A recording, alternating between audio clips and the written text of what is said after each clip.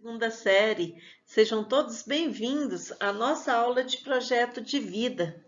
É um prazer estar aqui com vocês, mesmo que seja de forma virtual. Estamos entrando numa nova fase das aulas de projeto de vida. A princípio, nós trabalhamos um pouquinho com identidade, né?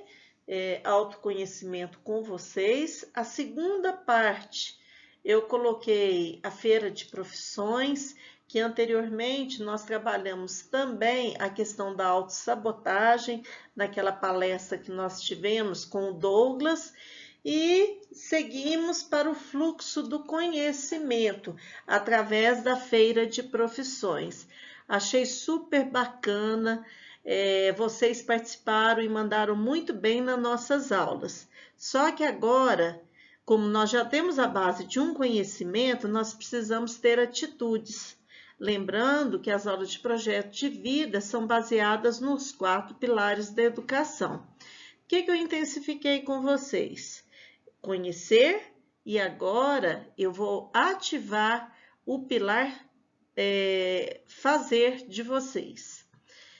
Nesse sentido, nossas aulas de projeto de vida começam a entrar com a ideia de planejamento. E nada melhor do que eu trabalhar com vocês um pouco de mitologia grega. Por que a gente trabalha mitologia grega na aula de projeto de vida? Porque a própria história, ela nos impressiona e, através dela, a gente pode colher grandes aprendizados a partir de histórias. E essas histórias servem para mostrar o que é certo, o que é errado, alguns processos de mudanças e formas de pensar o mundo. Então, a gente faz umas comparações de atitudes e de visão. É possível a gente absorver, através das histórias de mitologia grega, algumas lições fundamentais com aplicações reais e reflexão sobre o nosso mundo. E nada melhor começar hoje com vocês sobre uma viagem rumo a Ítaca. Qual seria o nosso objetivo principal em relação a essa aula? Eu preciso que vocês compreendam a noção de objetivos no contexto de um plano de ação e sua correlação com as demais etapas do projeto de vida explorada até o momento das aulas. Então, nós vamos começar agora, através das nossas habilidades, através das coisas que eu tenho de potencial, coisas que eu preciso melhorar, colocar em evidências para que não ocorra um fator crítico de sucesso. Lembrando que a gente não vai acertar sempre, não mesmo. Mesmo que eu trace um plano de ação assim bem coerente com aquilo que eu quero, ali sofrerão algumas mudanças em decorrer da aprendizagem da gente do dia a dia. Nós vamos também estruturar no contexto do projeto de vida pessoal os objetivos a serem perseguidos. Mas não adianta, galera, eu evidenciar objetivo, uma meta a ser alcançada, sem dizer aquilo que eu sou bom, aquilo que eu preciso melhorar. Aquilo que eu sou bom, o que eu posso potencializar? E o que fazer para eu melhorar? Conforme eu falei, pode se transformar num fator crítico de sucesso. Visto que todos nós temos uma missão a ser cumprida. Nós não estamos passando aqui por esse mundo sem deixar um legado. Então, nesse sentido, eu convido para vocês virem para o nosso mundo através de uma leitura de uma história muito bacana e conseguir criar laços de aprendizagem e modos de fazer diferente, voltado tudo para aquilo que a gente quer para nós. Bora contar uma historinha? Uma viagem rumo a Ítaca. Conta uma antiquíssima lenda grega que, após 10 anos longe de casa e tendo vencido a famosa guerra de Troia, Odisseu se põe a caminho em direção a Ítaca, sua terra natal, onde o aguardam a mulher Penélope e Telêmaco, seu único filho. Mas já no início da longa jornada, o herói é vítima de um naufrágio e é resgatado pela bela ninfa Calipso, que decide tomá-lo por esposo, aprisionando-o na ilha. Porém, mesmo tratado como um rei e em companhia da mais bela criatura já vista, durante os 10 anos de convívio com a ninfa, Odisseu jamais foi feliz. Todos os dias chorava de saudade da terra natal e da família. Lembrando que Odisseu é Ulisses. Decidida a convencê-la a ficar, Calipso argumenta que as mais terríveis provações aguardam Odisseu pelo caminho. Além disso, 20 anos após ter saído de casa, Penélope já não seria mais a mesma, tendo perdido grande parte da beleza, enquanto ela, Calipso, seria eternamente bela, pois era uma criatura divina. Dito isso, a ninfa oferece ao herói a suprema riqueza dos deuses.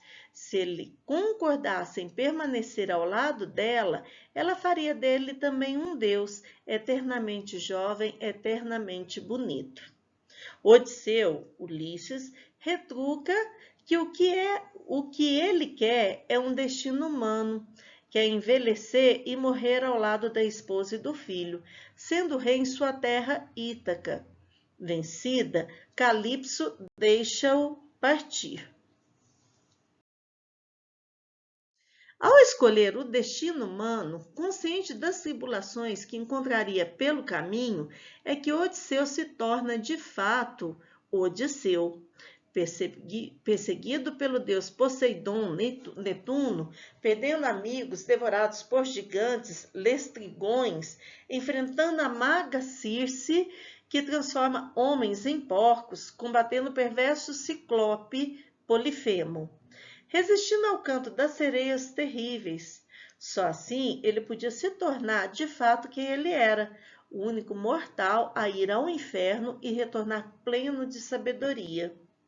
Odisseu sabia que, enfrentando o destino humano, o homem se enriquece de histórias, e pleno de histórias, mesmo sendo mortal, vive eternamente na memória dos outros homens. É por este formidável ardil de vencer a morte, mesmo sendo mortais, que os deuses, que nunca morrem, invejam os homens. Se tivesse se rendido às propostas de Calipso, Odisseu estaria até hoje ao lado da ninfa e jamais teria existido a Odisseia, o conjunto de versos que narram suas façanhas e nos inspiram, uma obra fascinante que fica como dica de leitura. Para ver história, é preciso que você escolha um destino, e como todos nós, meros mortais, temos também um destino. Costuma-se dizer que cada um de nós temos uma Ítaca. Então, bora conhecer alguns principais personagens dessa história. Isso é um fragmento do texto. Nós temos o filme, tá? Eu sugiro que vocês assistam, que ele é muito bacana e ele vai envolver vocês. Em determinadas situações que acontecem, a gente acaba jogando para a nossa realidade. Na realidade, também Ulisses é Odisseu, Penélope, esposa dele, Telêmaco, o filho. Calipso, uma princesa que apaixona por Ulisses, e Deus Poseidon, Deus Netuno, né? Circe, que é a feiticeira, e Ciclope, que é o Polifemo, que é o gigante de um olho só. Essa eu vou contar bem breve, porque a sugestão é que vocês assistam ao filme, que é muito bacana. Então, quando Ulisses sai da guerra de Troia, ao retornar para Ítaca, o que acontece? Os rumores é que ele tinha morrido nessa guerra. E Penélope e Telêmaco ficam fragilizados com isso, apesar de não acreditar na morte dele. Mas os rumores eram esses. Isso aí, gente, foram mais de 10 anos, tá? Foram mais de 10 anos que as coisas aconteceram. E no retorno de Ulisses para Ítaca, cuja Penélope passou a ser a rainha de lá, de Ítaca, o reino dela ficou enfraquecido. extremamente enfraquecido. E ao saírem os rumores de que ela era viúva, o que não faltou foi pretendente para assumir o cargo de Ulisses. Agora pensa no perfil das pessoas que queriam assumir. E isso causava tanta indignação no Telêmaco que ele era até ridicularizado por defender tanto a honra do pai e da mãe. Aliás, a memória do pai, né? Porque ele era tido como morto.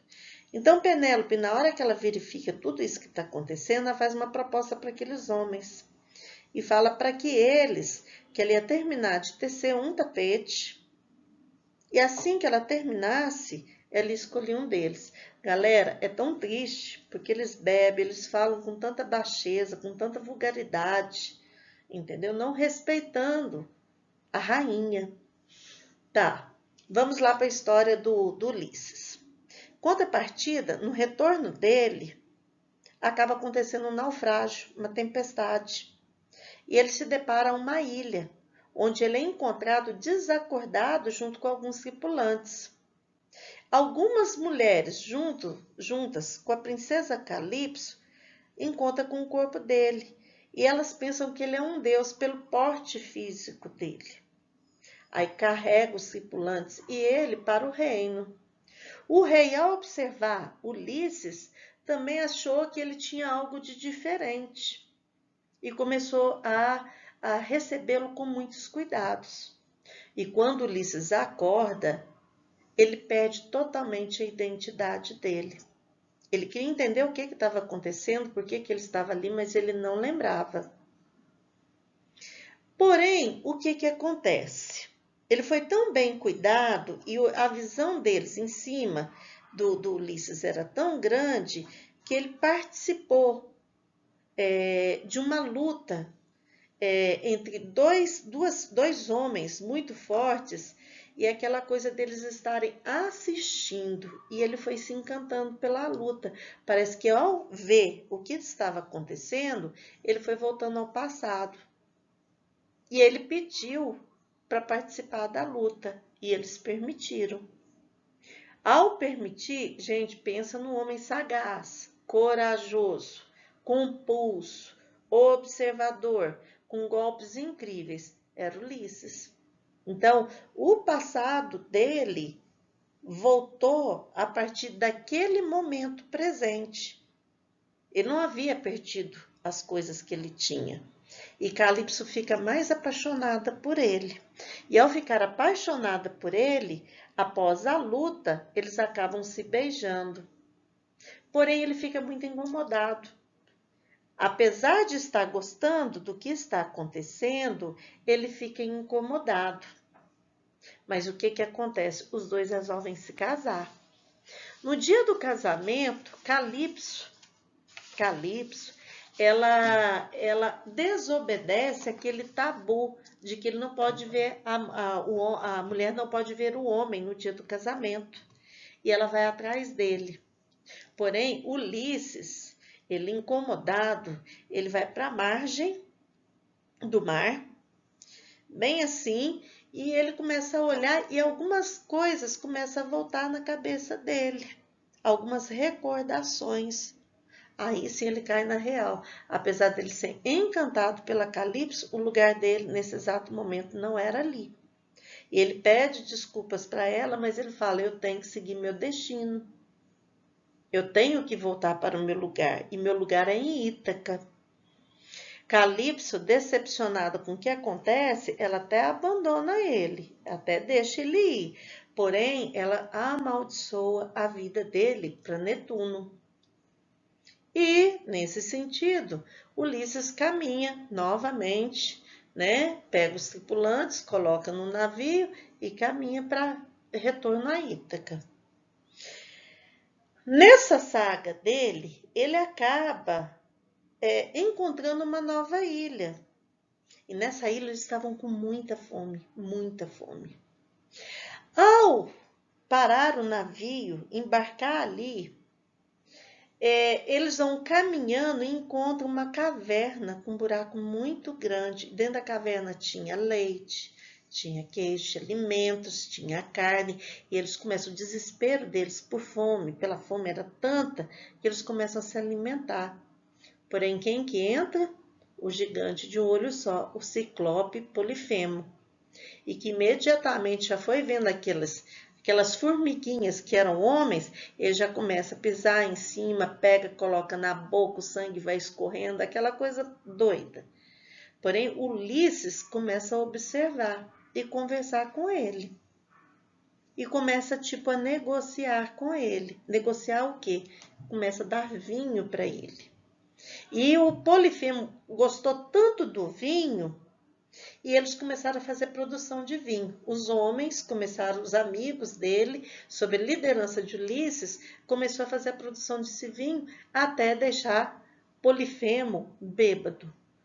Ao ficar bêbado, ele já tinha colocado a pedra na porta, na saída daquela caverna, então não tinha como eles saírem. E o que ele fez? Ele cai de tão bêbado. Numa das coisas ele fala assim, ó, Ulisses fala, vinho para Polifemo, vinho para Polifemo. E nisso ele cai de tão bêbado que ele estava, ele cai e acaba dormindo. Nesse momento, eles haviam pego um pedaço de tronco, eles fizeram uma ponta, estilo uma caneta, sabe?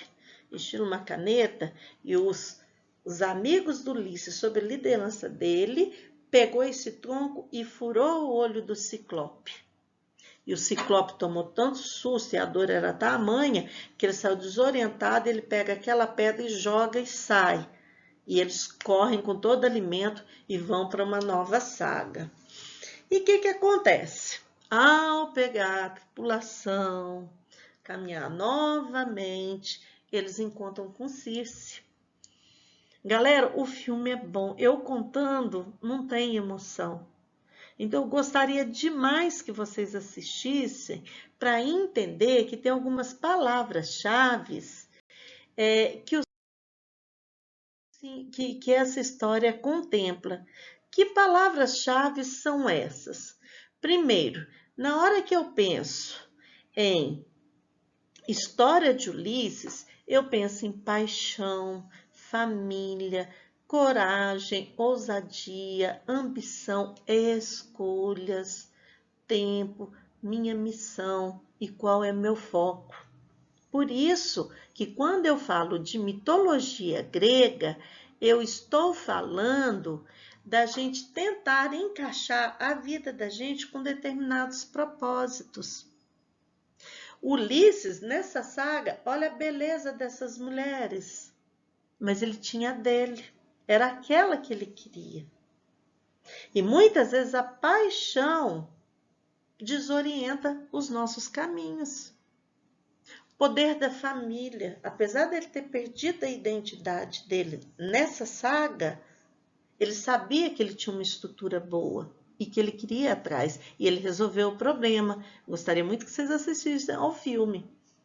Olha, uma das coisas que todos nós temos que ter, ousadia, ambição é muito bom, só que a gente tem que saber lidar com ela e o poder das nossas escolhas. Galera, todos nós temos uma missão aqui, nós temos um legado aqui. E eu sempre falo nas aulas de projeto de vida que quando eu escolho não fazer nada, é uma decisão.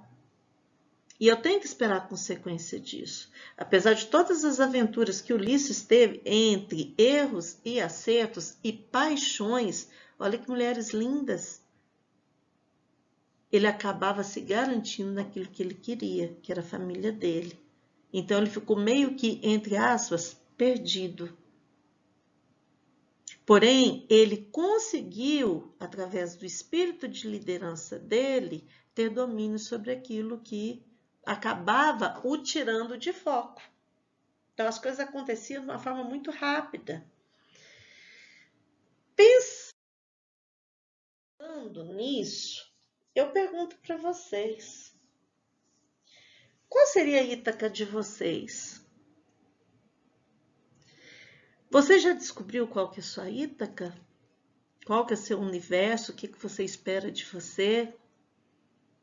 perseguir essa Ítaca deve ser o nosso projeto de vida, são os nossos sonhos, aquilo que eu quero para mim. Que atitudes eu estou tendo em relação a isso? E melhor do que isso, é pensar que nós vamos começar a elaborar esse projeto de vida. E vamos pensar também que ele é flexível, é algo que sofre alterações. Apesar dos erros e acertos de Ulisses, ele tinha algo a conquistar, mesmo que às vezes o foco dele se distanciasse, alguma coisa o incomodava. Isso demorou anos. E projeção de vida real não é uma coisa tão fácil assim. Governar a nossa vida para obter só coisas, resultados positivos, é uma coisa complicada. Por quê? Porque a gente muda muito de opinião. E isso é importante, mas o importante é a gente nos assegurar nos nossos valores, aquilo que eu quero, daquilo que eu não posso abrir mão. Preciso pensar que esses sonhos podem ser realizados se os nossos desejos precisam ser construídos através de algumas metas. E para que conseguir isso, eu preciso ter algumas habilidades, evidenciar algumas coisas que eu preciso ter. Ulisses, na ousadia dele, tinha um espírito de liderança incontestável. Ele tinha força para isso. E olha que muita coisa que ele fez de errado, os tripulantes cobravam dele. Porque ele se encantava muito fácil pelas coisas, aí o foco dele desaparecia. Então, vamos pensar hoje que algumas coisas que a gente está escrevendo para a vida de vocês ou para a nossa vida pode ser flexibilizada sim. Porém, eu tenho que lutar para determinadas coisas acontecerem. Pensando nisso, eu quero que vocês apenas organizem, reflitam. Que eu preciso entender o que são meus pontos fortes e fracos. Não é para vocês escreverem por enquanto. Essa aula é para vocês pensarem. E virar assim, eu sou bom nisso. Coloca pelo menos umas 5 coisas que vocês são bons. Rosana, não tem estudo de bom não, porque geralmente a gente costuma colocar as coisas ruins a respeito da gente. Não, é hora de refletir. O que eu sou bom? Quais qualidades me asseguram em determinadas coisas? Algumas coisas que podem ser cobradas de mim porque eu vou alcançar o meu objetivo, ok?